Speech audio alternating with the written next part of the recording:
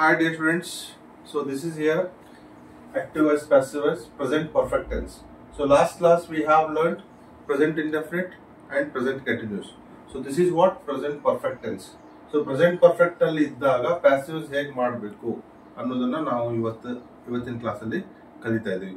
So dear students, ನಿಮ್ಮಲ್ಲಿ ಒಂದು ಪ್ರಶ್ನೆ ಬರಬಹುದು, ಈ ಆಕ್ಟಿವ್ ವಾಯ್ಸ್ passive voice ನಿಜವಾಗ್ಲೂ ಹೆಲ್ಪ್ ಆಗುತ್ತಾ? ಅಫ್ಕೋರ್ಸ್ ಖಂಡಿತ ಹೆಲ್ಪ್ ಆಗುತ್ತೆ. ನೀವು ದಿನಪತ್ರಿಕೆಯನ್ನ ಓದಬೇಕಾದಾಗ, ಇಂಗ್ಲಿಷ್ ನ್ಯೂಸ್ ಪೇಪರ್ ಓದಬೇಕಾದಾಗ, ಅಥವಾ ಒಂದು ಏನಪ್ಪಾ ಅಂದ್ರೆ ಎಕ್ಸಾಮಿನೇಷನ್ ಬರೀಬೇಕಾದಾಗ ಅಥವಾ ಎಕ್ಸಾಮ್ ಅಟೆಂಡ್ ಮಾಡಬೇಕಾದಾಗ ಆಕ್ಟಿವ್ ವಾಯ್ಸ್ ಪ್ಯಾಸಿವ್ ವಾಯ್ಸ್ ಬಹಳ ಇಂಪಾರ್ಟೆಂಟ್ ಇದೆ. ಸೊ ಈ ಭಾಷೆಯನ್ನ ಏನಂದ್ರೆ ರಿಚ್ ಆಗಿ ಮಾಡುತ್ತೆ, ಅಫ್ಕೋರ್ಸ್ ಭಾಷೆಯನ್ನ ಫ್ಲೂಯೆಂಟ್ ಆಗಿ ಮಾಡುತ್ತೆ. ಖಂಡಿತ ಇದು ನಿಮ್ಗೆ ಹೆಲ್ಪ್ ಆಗುತ್ತೆ. ಸೊ ದಯವಿಟ್ಟು ಪ್ರಾಕ್ಟೀಸ್ ಮಾಡಿ. So present perfect active voice ಅನ್ನ ಪ್ಯಾಸಿವ್ ವಾಯ್ಸ್ ಹೇಗೆ ಮಾಡಬೇಕು, ಸೊ ಇಲ್ಲಿ ಎಕ್ಸಾಂಪಲ್ಸ್ ನೋಡೋದಕ್ಕಿಂತ ಮೊದಲು ನಾವು ಇಲ್ಲಿ ಫಾರ್ಮುಲಾ ಏನು ಅನ್ನೋದನ್ನ ನೋಡೋಣ. Subject have has verb 3 plus object is active voice.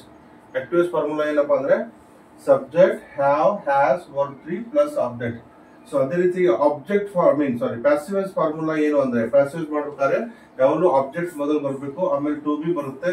So to be ಆದ್ಮೇಲೆ ವರ್ಬ್ 3 ಬರಬೇಕು. ಟು ಬಿ ಅಂದ್ರೆ ಹ್ಯಾವ್ ಮತ್ತೆ has, it is called to be. So ಇಲ್ಲಿ have is a to be, is a to be, next by, next to subject. So this is what formula. So for example, I have drunk tea. I have drunk tea. ನಾನು ಈಗ ಚಹಾ ಕುಡಿದಿದ್ದೇನೆ. ಇದನ್ನ ನಾವು passive use ಮಾಡಬೇಕಾದ್ರೆ tea has been drunk by me. Tea has been drunk by me. So subject become object, object becomes subject. T is a, of course, object. Has been ಯಾಕೆ ಬಂತು ಅಂದ್ರೆ ಇಲ್ಲಿ ಥರ್ಡ್ ಪರ್ಸನ್ ಸಿಂಗುಲರ್ ಇದೆ, ಅಂದ್ರೆ ಒಂದು tea. So ಒಂದು tea ಅಂದ್ರೆ has been. So ಬಹಳಷ್ಟು ಟಿ ಅಂದಾಗ ಹ್ಯಾವ್ ಬೀನ್ ಅಂತ ಆಗುತ್ತೆ. I have drunk tea, I have drunk many times tea ಅಂತ ಹೇಳ್ಬೋದು, ಅಥವಾ I have drunk tea more times ಅಂತ ಹೇಳೋದು. ಅವಾಗ tea have been drunk by me ಅಂತ ಆಗುತ್ತೆ. ಬಟ್ ಸಾಮಾನ್ಯವಾಗಿ ಟಿ ಅವರು ಸಿಂಗುಲರ್ ಇರ್ತಾರೆ, tea has been drunk by me ಆಗಬೇಕು.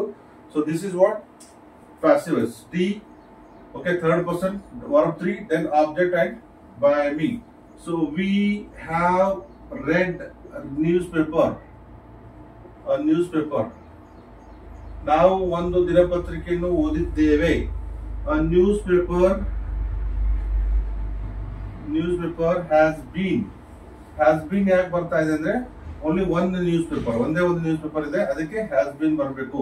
ಇಲ್ಲಿ ಬಹಳಷ್ಟು ದ ನ್ಯೂಸ್ ಪೇಪರ್ಸ್ ಅಂತ ಬಂದಾಗ the news paper have been ಅಂತ ಆಗುತ್ತೆ. ಸೊ ಇಲ್ಲಿ ಒಂದೇ ಇದ್ದಾಗ has been. News paper has bean red by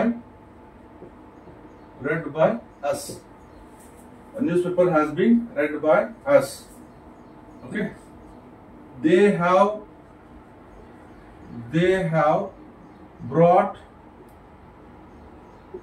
have brought the books. ಅವರು ಪುಸ್ತಕಗಳನ್ನು ತಂದಿದ್ದಾರೆ. The books have been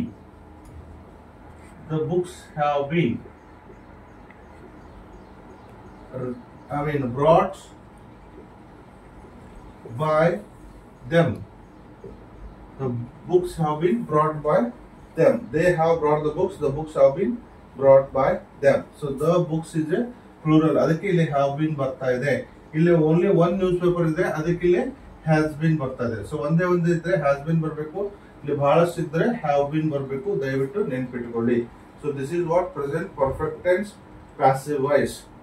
So I hope you have understood. You write more examples from, of course, ನೀವು net ಅಂದ್ರೆ Google search ಅಲ್ಲಿ search ಮಾಡ್ಕೊಂಡು ಸಾಕಷ್ಟು examples ಅನ್ನ ಬರೀಬಹುದು, repeat ಮಾಡಬಹುದು. ಖಂಡಿತ ನಿಮ್ಗೆ ಹೆಲ್ಪ್ ಆಗುತ್ತೆ.